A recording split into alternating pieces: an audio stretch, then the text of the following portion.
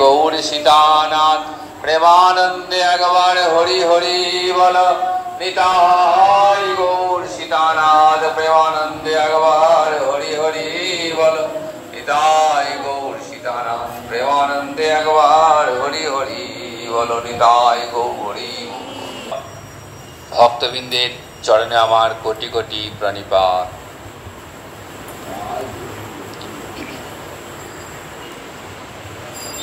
একাদশ স্কন্ধে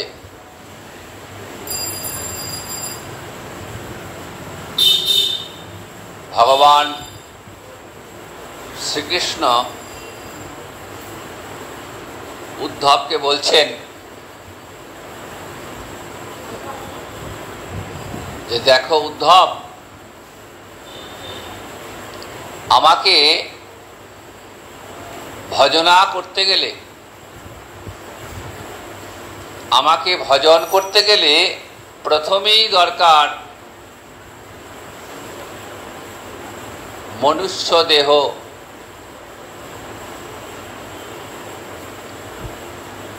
নিধেয়দ্যং সুলভং সুকল্প সুদুর্লভং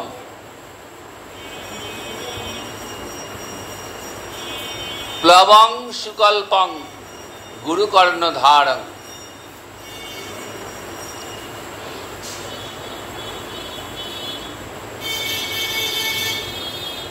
এই নরতনু হচ্ছে ভগবত ভজনের মূল। ভগবানকে ভজনা করতে গেলে প্রথমেই যেটা দরকার একটা সুন্দর মানব দেহ। তাই ভগবান বললেন এই মানব দেহ ছাড়া আর অন্য কোন দেহে ভগবত ভজন হয় না। 84 লক্ষ জীবদেহ ভ্রমণ করে তবে এই মানব দেহ লাভ হয়। আর এই মানব দেহ হলো ভগবত ভজনের মূল। তাই আমাকে ভজনা করতে গেলে প্রথমেই দরকার একটা সুন্দর নরতনু। এই দেহটার দুটো বিশেষণ দিলেন। কি বললেন? বললেন মানব দেহ সুলভং এবং সুদুর্লভং। একই সঙ্গে সুলভ আবার সুদুর্লভ। তাহলে মানব দেহ সুদুর্লভ কেন? মানব দেহটা সুদুর্লভ এই কারণেই যে মানব দেহ কিন্তু সহজে লাভ হয় না। 84 লক্ষ জীবদেহ ভ্রমণ করে তারপর এই দেহ লাভ হয়। ভগবানের অশেষ কৃপা ফলে এই দেহটা লাভ হয়। কেন দেন? ভগবান প্রত্যেকটা জীবকে একবার করে সুযোগ দেন। জীব, আমি তোমায় এই জীব জগতের সর্বশ্রেষ্ঠ দেহটা দিলাম, আসতে পারো।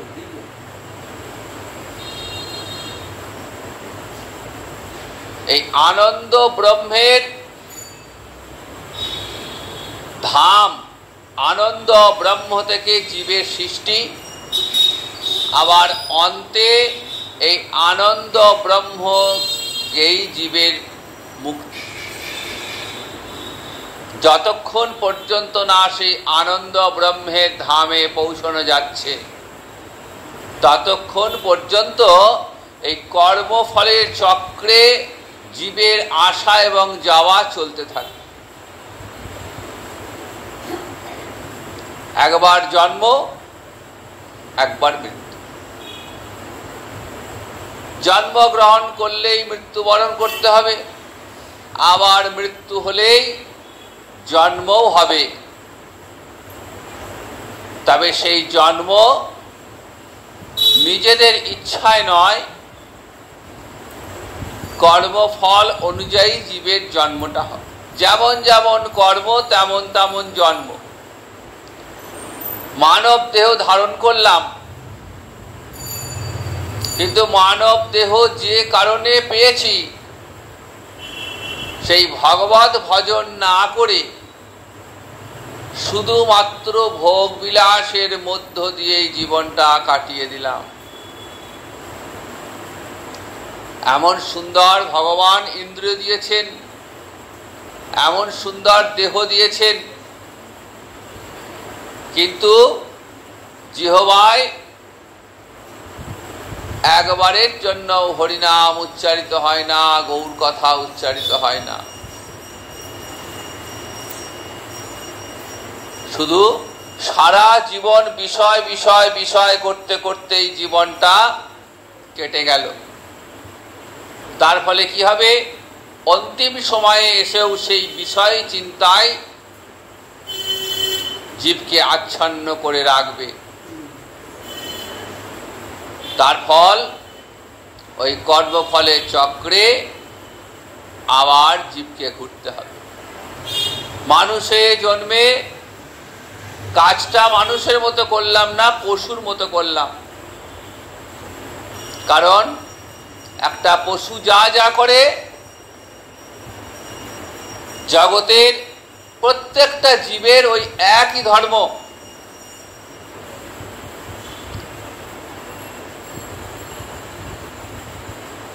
পশু যেমন ক্ষুধা পেলে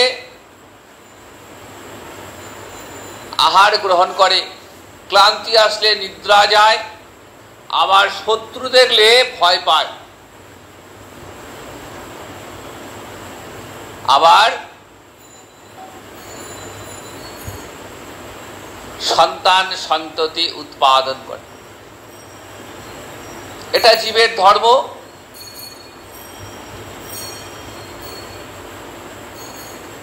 মানুষ এই চারটি কাজই করে থাকে।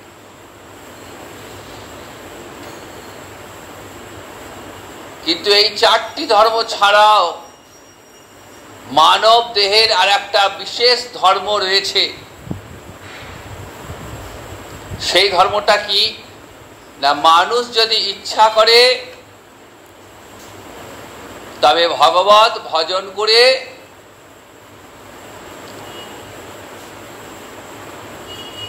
এই দেহটাকে গোবিন্দ সেবায় নিয়োজিত করতে পারে। ভগবান জীবকে, মানুষকে এই ক্ষমতাটা দিয়েছেন। ভগবত ভজনটা মানুষের ইচ্ছাধীন। ভগবান বললেন, তুমি ইচ্ছা করলে আমাকে ভজনা করতে পারো, আবার তুমি ইচ্ছা করলে বিষয় ভজনাও করতে পারো। বিষয় ভজনা করলে কি হবে না, মায়ার প্ররোচনায় মায়া তোমাকে তিলে তিলে শাস্তি দান করবে। যত তুমি বিষয় বিষয় করবে তত তোমায় বিষয় মোহ গর্তে তোমাকে ঠেকে ফেলবে, তিলে তিলে কষ্ট দিয়ে তোমাকে কৃষ্ণমুখী করবে। কৃষ্ণ বিমুখ জনকে দণ্ড দান করাই হচ্ছে মায়ার কাজ। এইভাবে দণ্ড পেতে পেতে পেতে পেতে একদিন সাধু সঙ্গ গুরু কৃপা লাভ হলে তখন মানুষের মনে এই প্রশ্ন জাগ্রত হবে যে আমি তো মায়ার অন্ধকারে থেকে শুধু বিষয়ভোগী করে গেছি, কিন্তু এটা তো আমার ধর্ম নয়। আমার ধর্ম হলো ভগবত ভজন করা, কৃষ্ণ ভজন করা। এটা কখন হবে? যখন সাধু সঙ্গ লাভ হবে, মহতের কৃপা লাভ হবে, গুরু কৃপা লাভ হবে। তখন জীব নিজেকে বুঝতে পারবে, আর তখনই জীবের মঙ্গলের দরজাটি খুলে যাবে। কৃষ্ণ ভজনের আগ্রহ যেই আসবে অন্তরে, কৃষ্ণ ভজন করবার ইচ্ছা যখন জাগ্রত হবে, তখন সাধু কৃপায়, মহৎ কৃপায় জীবের গুরু কৃপা লাভ হয়ে যাবে। কারণ গুরুদেব আর কেউ নন, স্বয়ং ভগবান শ্রীহরি। তিনি গুরু রূপে আমাদের মাঝে বিরাজ করছেন।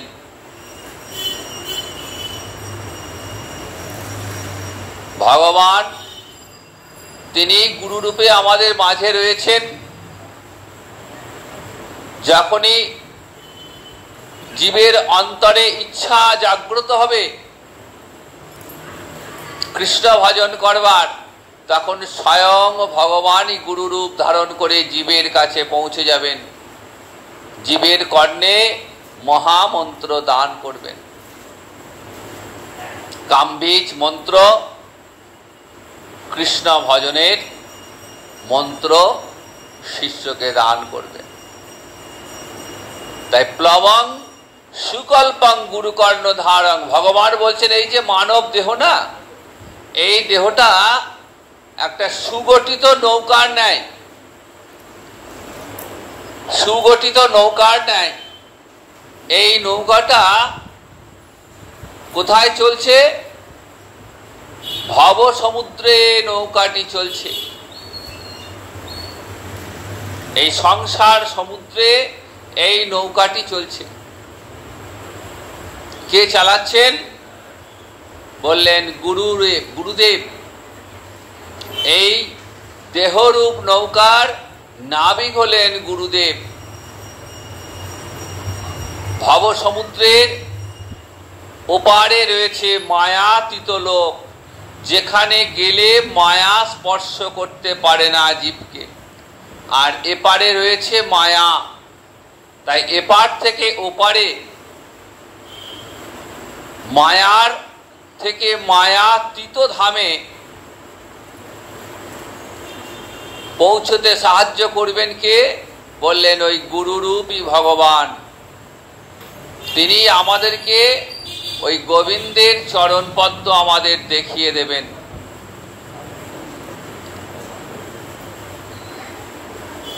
আমরা মায়ার সংসারে পড়ে হাবুডুবু খাচ্ছি। তৎপদং দর্শিতং যেন তস্मै শ্রী গুরবে নমঃ। তৎপদং, ওই গোবিন্দের চরণ পদ্ম কে দেখাবেন? না শ্রী গুরুদেব দেখাবেন। তাই শাস্ত্রে গুরুর মহিমা অধিক অধিক রূপে দেখানো হয়েছে। ভগবান অপেক্ষাও গুরুর মহিমা অধিক। কারণ গুরু কৃপা না হলে কৃষ্ণ কৃপা কিন্তু লাভ হবে না। আগে গুরু কৃপা, তারপর কৃষ্ণ কৃপা। তাই গুরুদেব হলেন কৃপার মূরতি। তিনি আমাদের কৃপা করবার জন্যই সর্বদাই এগিয়ে রয়েছেন।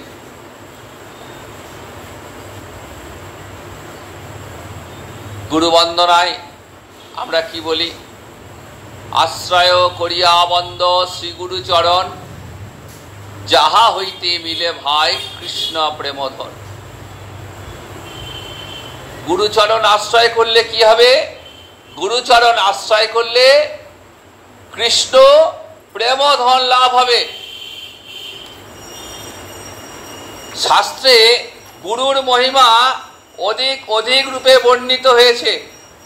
গুরুদেবকে বললেন জীবেরও নিস্তার লাগি নন্দসুত হরি, ভুবনে প্রকাশ হন গুরু রূপ ধরি। নন্দসুত নন্দনন্দন ভগবান শ্রীহরি, তিনি আমাদের মাঝে গুরু রূপ ধারণ করে তিনি রয়েছেন। তাই ভজন জগতে অগ্রসর হতে গেলে প্রথমেই প্রয়োজন গুরু পাদাশ্রয়। 64 ভক্তি অঙ্গের অন্যতম অঙ্গ হলো গুরু পদাশ্রয়। গুরুচরণ আশ্রয় না করলে সাধন ভজনের জগতে আমরা অগ্রসর হতে পারবো না। মহিমায় গুরু কৃষ্ণ এক করি জানি, গুরু আজ্ঞা হৃদয় সব সত্য করি মান। যার প্রতি গুরুদেব হর প্রসন্ন, কোন বিঘ্নে সেহ নাই হয় অবসান্ন। দেখুন কেমন গুরু কৃপা, দেখুন যার প্রতি গুরু কৃপা হবে তার কখনো কোথাও কোনো বিঘ্ন হবে না। কৃষ্ণ রুষ্ট হলে গুরু রাখিবারে পারে, গুরু রুষ্ট হলে কৃষ্ণ রাখিবারে না। শাস্ত্রে গুরুর মহিমা অধিক অধিক রূপে দেখানো হয়েছে। তাই বলছেন যদি কৃষ্ণ ভগবান যদি রুষ্ট হন তাহলে গুরুদেব তাকে রক্ষা করতে পারেন ভগবানের রোষ থেকে। কিন্তু যদি গুরু রুষ্ট হন স্বয়ং ভগবানও তাকে রক্ষা করতে পারবেন না। তার প্রমাণ দেখুন, জগতের আদি গুরু ব্রহ্মার 4 মানসপুত্র ছিলেন, সনক, সনাতন, সনন্দন, সনত কুমার। এদেরকে বলা হয় আদি গুরু। চতুষ্ষণ দেখতে ঠিক 5 বৎসরের বালকের ন্যায়, দেহস্মৃতি নেই, তাই অঙ্গে কোনো বসন নেই। তো ব্রহ্মার আশীর্বাদে, ব্রহ্মার কৃপায় এরা সমস্ত লোকে ঘুরে বেড়াতেন। একবার বৈকুণ্ঠে গেলেন নারায়ণকে দর্শন করবেন। বৈকুণ্ঠের দাঁড়ি ছিলেন জয় বিজয়। চিনতে ভুল করেছেন, দেখতে 5 বছরের বালকের নাই, তো দেহে কোনো বসন নেই। ভাবছেন কোথা থেকে কে এসছে। বললেন এই তোমরা কে, কোথায় চলেছ? বললেন আমরা বৈকুণ্ঠে এসেছি নারায়ণকে দর্শন করব। তো জয় বিজয় চিনতে ভুল করেছেন। বললেন না না, তোমাদের দেহে কোনো বসন নেই, তোমাদেরকে চিনি না, জানি না, এখানে সবার প্রবেশ নেই, সবার প্রবেশ নেই।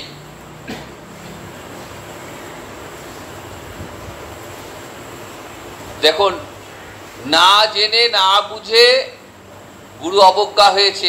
জগৎ গুরু আদি গুরু এদের অবজ্ঞা করলেন, তো অভিশাপ দিলেন জয় বিজয়কে। বলছেন তোমরা বৈকুণ্ঠে রয়েছ, অথচ তোমাদের আচার আচরণ তো অসুরের মতো। তা বৈকুণ্ঠে কেমন করে অসুর থাকবে?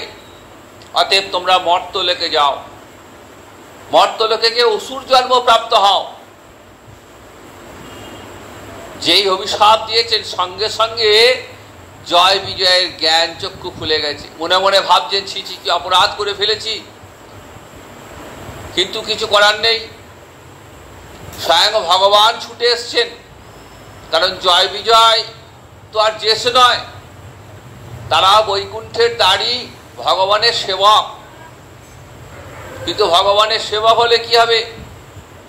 গুরু যখন অভিশাপ দিয়েছেন সেই অভিশাপ তোলার ক্ষমতা ভগবানের নেই।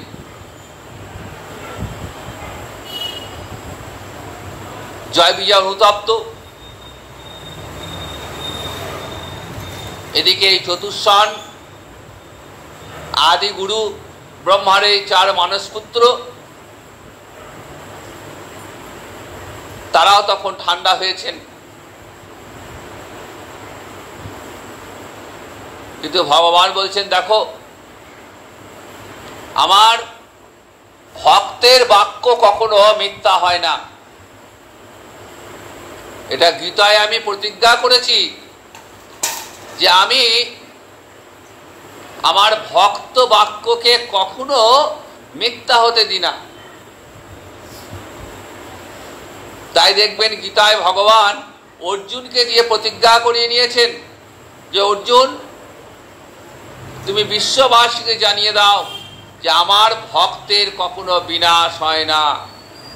যে ভক্ত আমার চরণে আশ্রয় নেবে তার সমস্ত দায় দায়িত্ব আমার। প্রতিজ্ঞাটা নিজে করলেন না, অর্জুনকে দিয়ে প্রতিজ্ঞাটা করিয়ে নিলেন। কেন না, ভগবানের প্রতিজ্ঞা কখনো কখনো ভঙ্গ হয়ে যায়, কিন্তু ভক্তের প্রতিজ্ঞা রক্ষা করতে তিনি প্রতিজ্ঞাবদ্ধ। নিজের বাক্য তিনি কখনো কখনো লঙ্ঘন করে ফেলেন, প্রতিজ্ঞা লঙ্ঘন হয়ে যায় ভক্তের কারণেই। কুরুক্ষেত্রের যুদ্ধে ভগবান কি প্রতিজ্ঞা করেছেন যে আমি অস্ত্র ধারণ করব না, কারণ কৌরব এবং পাণ্ডব উভয়ই তো আমার নিজজন।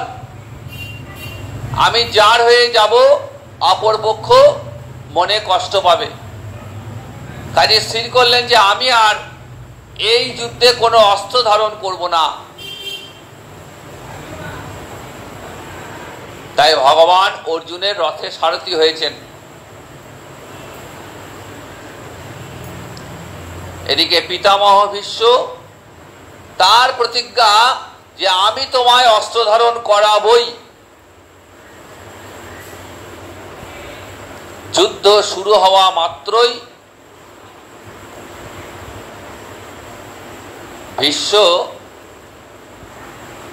অগ্নিবাণ নিক্ষেপ করেছেন, অর্জুনের রথটা পুড়ে ছাই।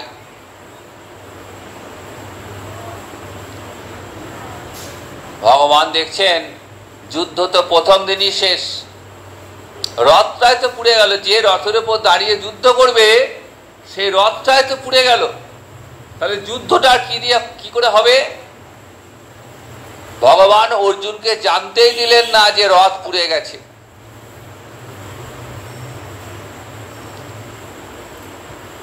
ভগবান তো নিরস্ত্র, অস্ত্র ধারণ করবেন না, কিন্তু ভীষ্মের এই বাণে যে রথটা পুড়ে গেছে, ভগবান অত্যন্ত ক্রুদ্ধ হয়ে রথের চাকাটাকে সুদর্শন চক্রের ন্যায় ধরেছেন। তেড়ে গেলেন ভীষ্মের দিকে, আর ভীষ্ম হাসছেন, প্রভু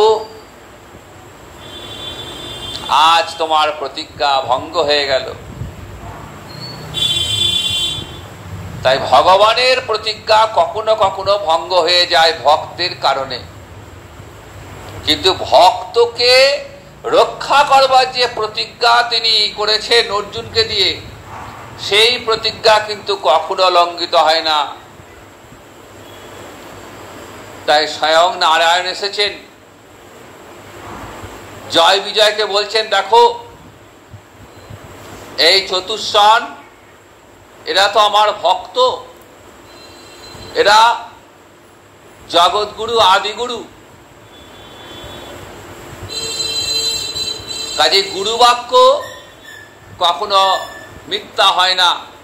এদের মুখ দিয়ে যখন বেরিয়ে গেছে, তোমাদেরকে এই শাস্তি ভোগ করতেই হবে। তবে তোমরা তো আমার ভক্ত,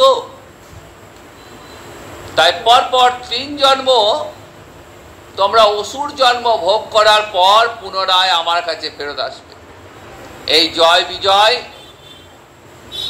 শুধুমাত্র গুরুর অভিশাপে 3টে জন্ম অসুর জন্ম প্রাপ্ত হলেন। প্রথম জন্মে হিরণ্যাক্ষ হিরণ্যকশিপু, আবার দ্বিতীয় জন্মে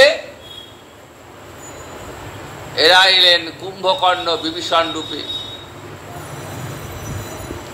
তৃতীয় জন্মে দাপরে দন্তবক্র শিশুপাল রূপে এসেছিলেন, আবার কলিতেও এসেছিলেন একবার কৃষ্ণ মহিমা দর্শন করবার জন্য। যখন ভগবান শ্রীহরি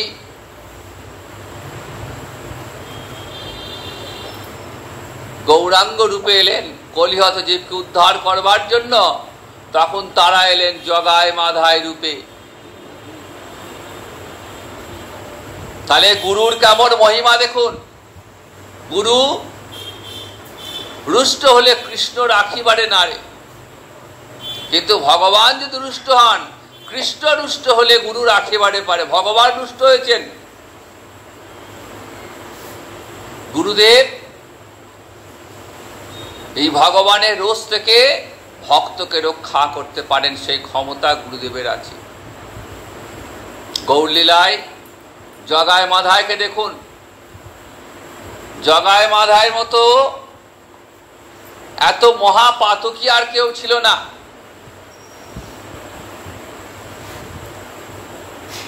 এমন কোনো অনাচার নেই যে তারা করতেন না।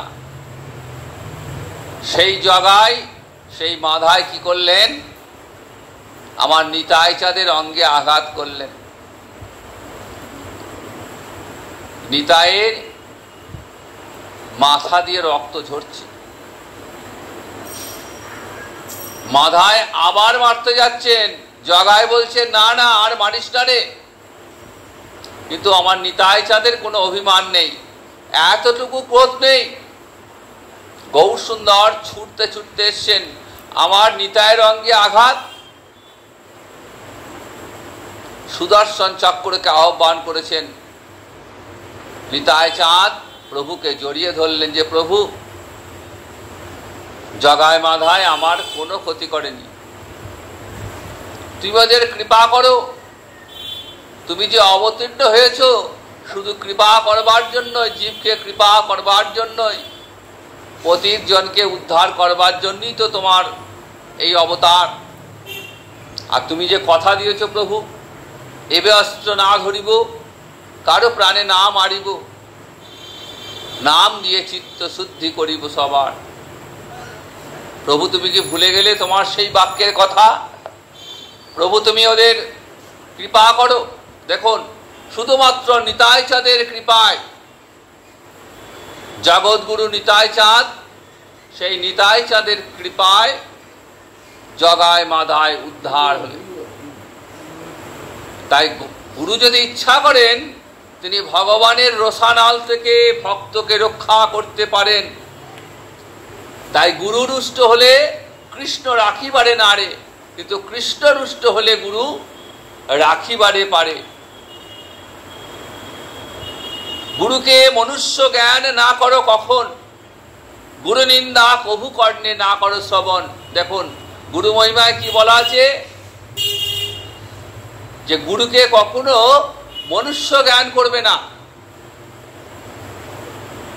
গুরুকে মনুষ্য জ্ঞান করা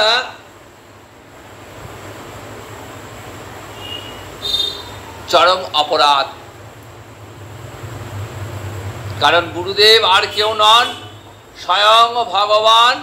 তিনি গুরুরূপ ধারণ করে আমাদের মধ্যে বিরাজ করছেন। তার আচার আচরণ সব মানুষের মতোই।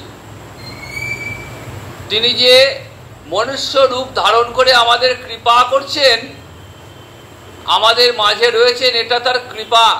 কারণ স্বয়ং ভগবান যদি আমাদের সামনে এসে উপস্থিত হন, ভগবানের অলৌকিকত্ব, ভগবানের ঐশ্বর্য দর্শন করার ক্ষমতা আমাদের নেই।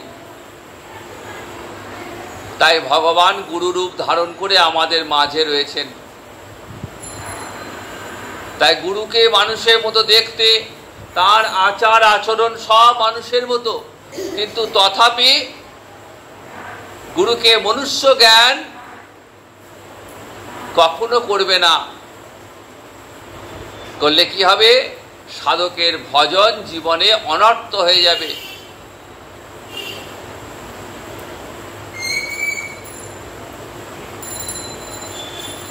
তার কারণ দেখুন, গঙ্গার জল আর 5টা নদীর জলের মতোই। আর 5টা নদীর জলে যেমন পোকা মাকড় ভেসে যায়, মৃতদেহ ভেসে যায়, গঙ্গার জলেও কিন্তু সেই একই পোকা মাকড় ভেসে যায়, মৃতদেহ ভেসে যাচ্ছে। তথাপি আমরা গঙ্গার জল দিয়েই গোবিন্দকে সেবা করি। গঙ্গার জল ছাড়া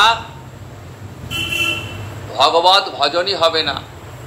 গঙ্গাকে বলা হয় জল ব্রহ্ম। তাহলে গঙ্গার জল আর 5টা নদীর মতো হওয়া সত্ত্বেও গঙ্গাকে আমরা পবিত্র বলেই জানি।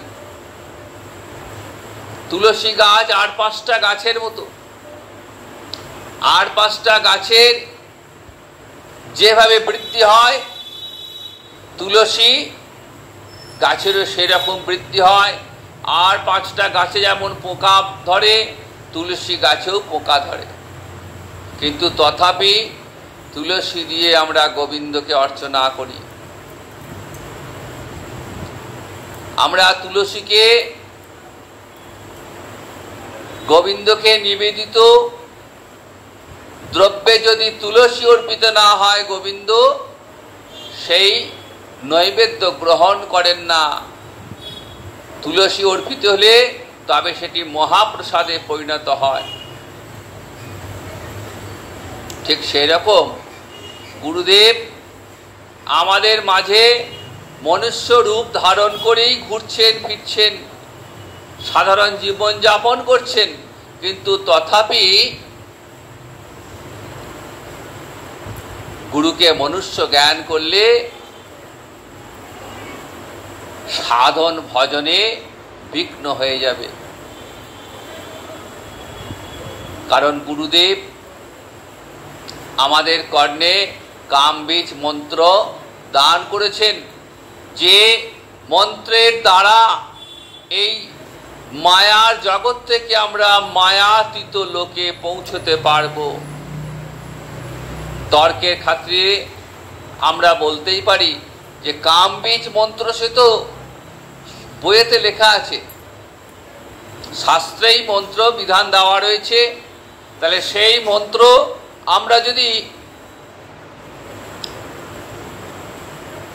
শাস্ত্র থেকে গ্রহণ করে নিজেরাই উচ্চারণ করি তাহলে আর গুরুর কি প্রয়োজন রয়েছে?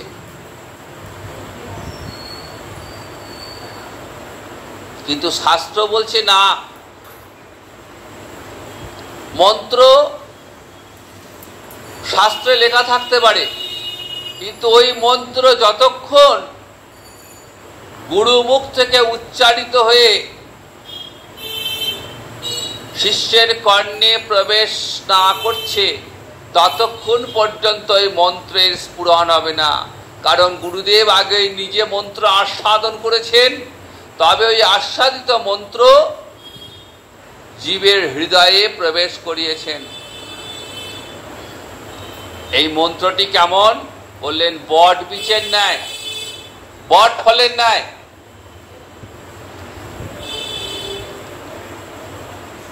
দেখবেন বট গাছে যে ফলগুলি হয় সেই ফলগুলো মাটিতে পড়ে থাকে, কিন্তু সেই মাটিতে পড়ে থাকা ফল থেকে কিন্তু গাছ বেরোয় না। কোনগুলো থেকে গাছ সৃষ্টি হয়?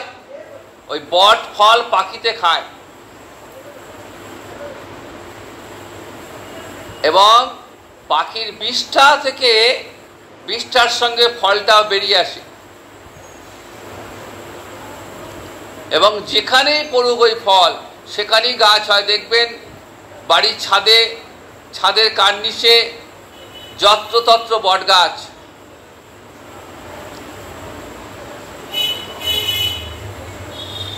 কেন হয় বলেন? ওই পাখির লালাটা যতক্ষণ পর্যন্ত ফলে না মিশছে ততক্ষণ ওই ফল থেকে গাছ উৎপন্ন হবে না। গুরু মন্ত্র, কামবীজ মন্ত্রটাও সেরকম।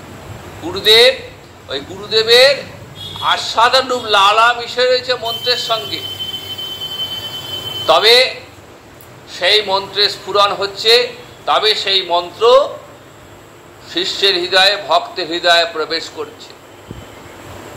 যতক্ষণ না মন্ত্র গুরুমুখে উচ্চারিত হচ্ছে ততক্ষণ পর্যন্ত সেই মন্ত্রের স্ফুরণ হবে না।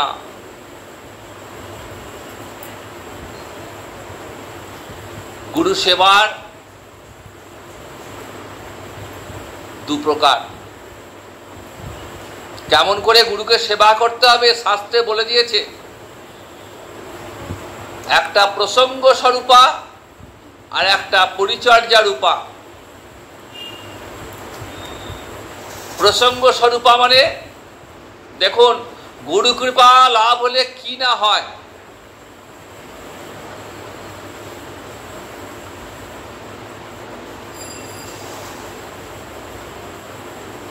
চৈতন্য মহাপ্রভুর গুরুদেবকে শ্রীপাদ ঈশ্বর, এই ঈশ্বরপুরী কেমন গুরু কৃপা লাভ করেছেন দেখুন। প্রথমে প্রসঙ্গ স্বরূপা অর্থাৎ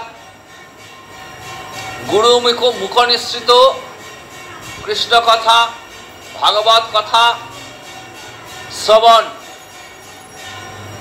গুরু সঙ্গে হরিনাম সংকীর্তন, শাস্ত্র কথা আলোচনা, এইগুলো হচ্ছে প্রসঙ্গ স্বরূপা।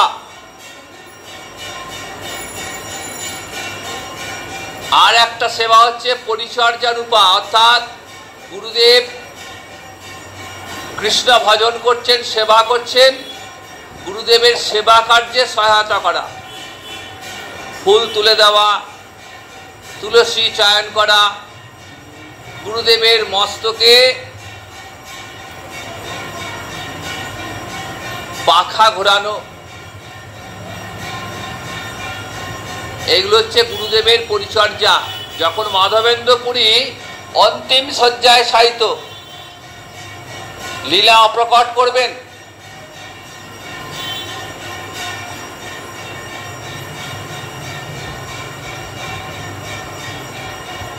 তখন গুরুদেবের চরণ প্রান্তে বসে ঈশ্বরপুরী কেমন সেবাটা দিয়েছেন দেখুন। যেটা হীন সেবা, নিজ সেবা, সেটা পর্যন্ত করেছেন। গুরুদেবের মলমূত্রাদি পরিষ্কার করেছেন, আর এই সেবার ফল হাতে নাতে পেয়ে গেলেন। গুরুদেব অন্তিমকালে আশীর্বাদ করেছিলেন। কি আশীর্বাদ করেছিলেন?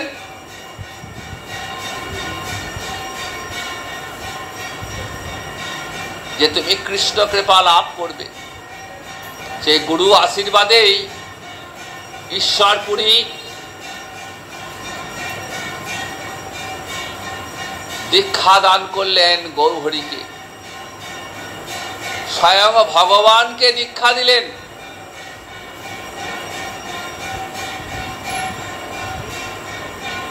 তাই শাস্ত্রে গুরুর অধিক অধিক মহিমা বর্ণিত হয়েছে। গুরু নিন্দা কহু কর্ণে না করো শ্রবণ, গুরুকে মনুষ্য জ্ঞান না করো কখন, গুরু নিন্দা কহু কর্ণে না করো শ্রবণ, গুরু নিন্দুকের মুখ কবু না দেখিবে, যথা হয় গুরু নিন্দা তথা না যাইবে। যেখানে গুরু নিন্দা হবে আর যে গুরু নিন্দা করবে, সেই গুরু নিন্দুকের মুখ কখনো দর্শন করবে না। যেখানে শুধু পরনিন্দা পরচর্চা হয়, গুরুদেবকে নিয়ে আলোচনা হয়, গুরুদেবের নিন্দা হয়, এমন কোনো স্থানে থাকবে না।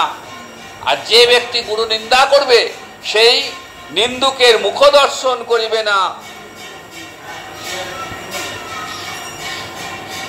গুরুপাদ পদ্মে যার রহে যার নিষ্ঠা ভক্তি, জগৎ তারিতে সেই ধরে মহাশক্তি। গুরু চরণ পদ্মে যার নিষ্ঠা রয়েছে, ভক্তি রয়েছে, যিনি গুরু কৃপা লাভ করেছেন,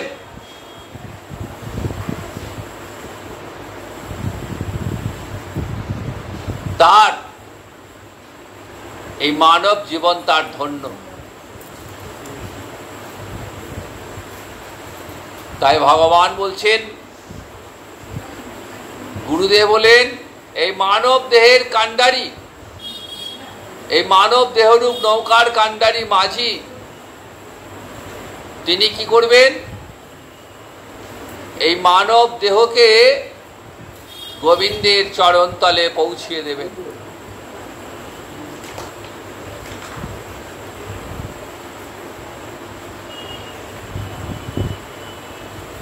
নৌকা যখন নদীতে চলে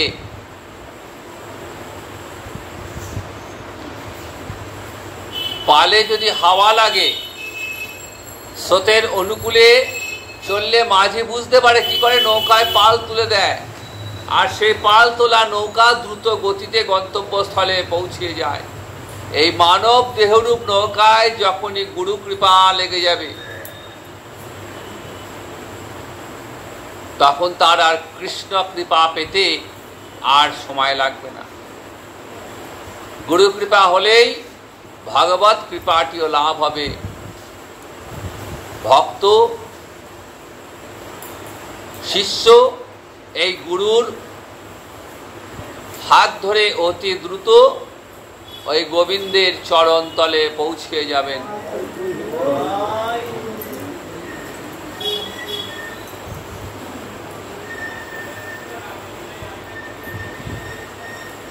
এক দেশে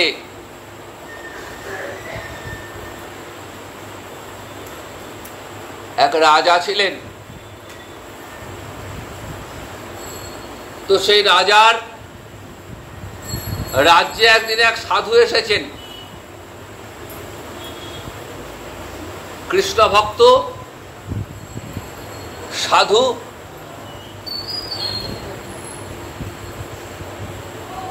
তিনি এসে রাজ্যের রাজার সঙ্গে সাক্ষাৎ করতে চাইলেন।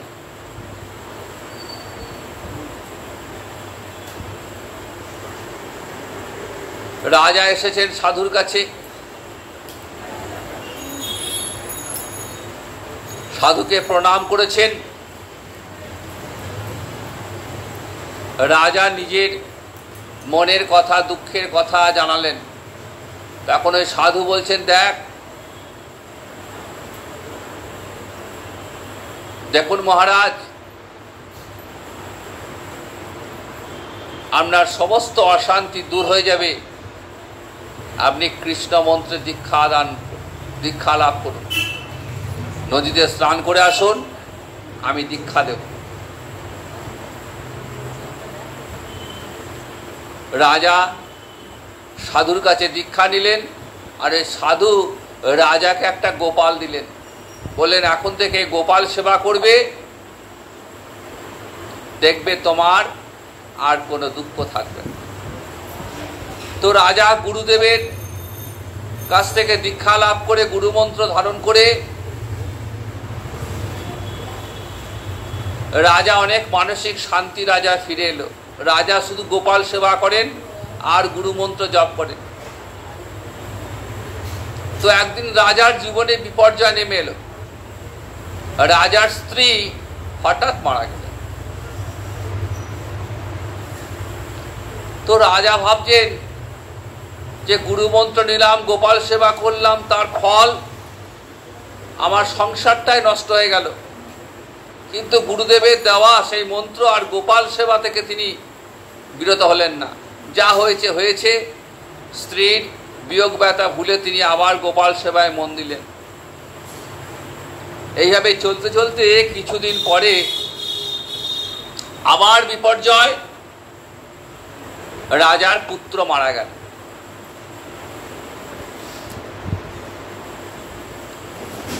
রাজা মনে মনে ভাবছেন, কেমন পরীক্ষা, স্ত্রী চলে গেল, পুত্র চলে গেল, আমার সংসারটাই চলে গেল। তো রাজা মনটাকে শক্ত করলেন, যা হয়েছে হয়েছে, আমি ওই গুরুদেবের দেওয়া গোপাল সেবা থেকে বঞ্চিত হব না। আরও ভক্তি বেড়ে গেল রাজা। স্ত্রী হারিয়ে পুত্র হারিয়ে শুধু গোপাল সেবায় করতে লাগলেন। তার ফলে রাজা রাজকার্যে মন কমে গেল, আইন শৃঙ্খলা অবনতি হলো।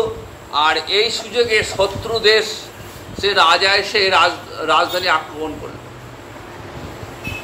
রাজা সব কিছু ত্যাগ করে গোপালকে সঙ্গে নিয়ে বনে চলে গেলেন, যে আর সংসারই থাকবো না।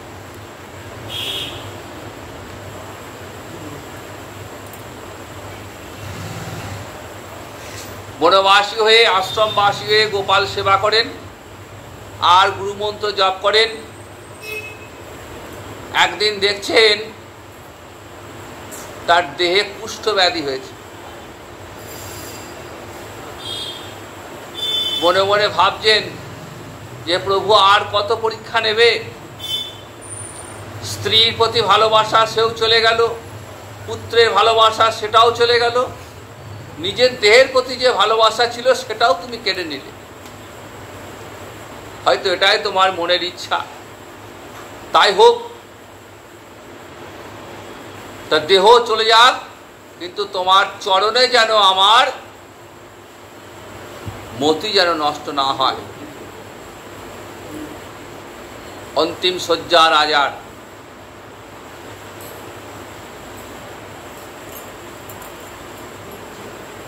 দেখছেন তার বহু আগে গুরুদেবও গত হয়েছেন, কিন্তু অন্তিম শয্যায় দেখছেন সেই গুরুদেব এসছেন, সেই সাধু এসছেন,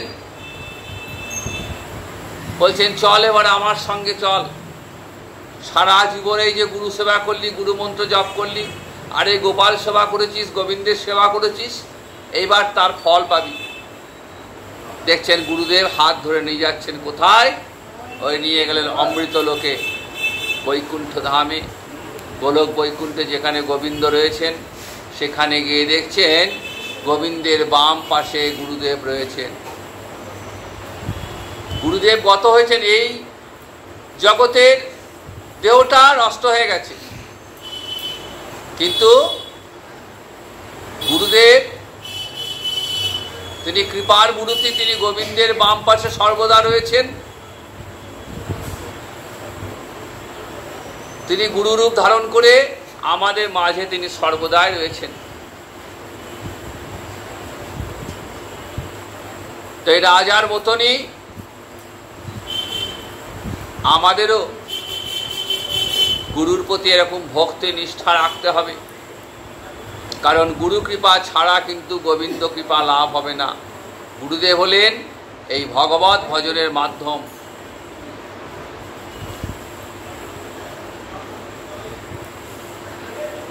সেই শুভ গুরু পূর্ণিমা তিথি আমরা পার করে এলাম। গুরু পূর্ণিমায় আমরা ব্যাস পূজা করি। ব্যাসদেবকে বলা হয় জগৎগুরু। তিনি বেদকে 4 ভাগে ভাগ করলেন, পুরাণ রচনা করলেন, ভাগবত রচনা করলেন এবং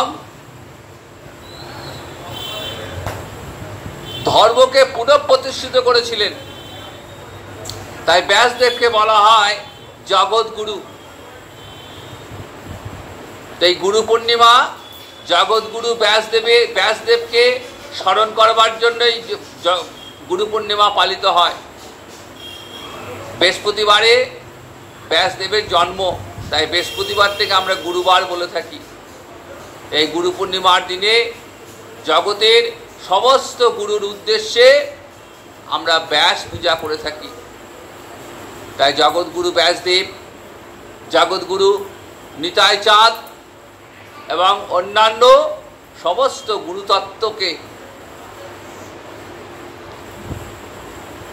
আমাদের শ্রদ্ধা করা অত্যন্ত কর্তব্য, কারণ গুরু কৃপা ছাড়া কিন্তু আমাদের এই দেহটাই অচল। তাই ভগবান বলছেন এমন সুন্দর মানব দেহ লাভ করে যদি এই মায়ার সাগর পার হতে না পারো, তাহলে তুমি আত্মঘাতী। আত্মঘাতী মানে এখানে আত্মঘাতী মানে আত্মহত্যা নয়। যারা আত্মহত্যা করে, যারা নিজেকে ধ্বংস করে, তারা হলো মহাপাতকী। এখানে আত্মঘাতী মানে যে আত্মাকে কষ্ট দেওয়া, আত্মাকে কষ্ট। আত্মা কিসে কষ্ট পান না, আত্মাকে যদি তার খাবার না দেওয়া হয়। কিন্তু আত্মাকে তো আমরা খাবার দিই। আমরা যেটা খেতে ভালোবাসি, অমেদ্য আহার থেকে শুরু করে ছাইভস্য যা খায়, আমরা বলি কি না আত্মা চাইছে, কিন্তু আত্মা আমাদের এই জগতে কোনো খাবার তিনি গ্রহণ করেন না, কারণ আত্মা হলেন পরমাত্মা। ওই পরমাত্মা জীবাত্মা রূপে আমাদের অন্তরে রয়েছেন।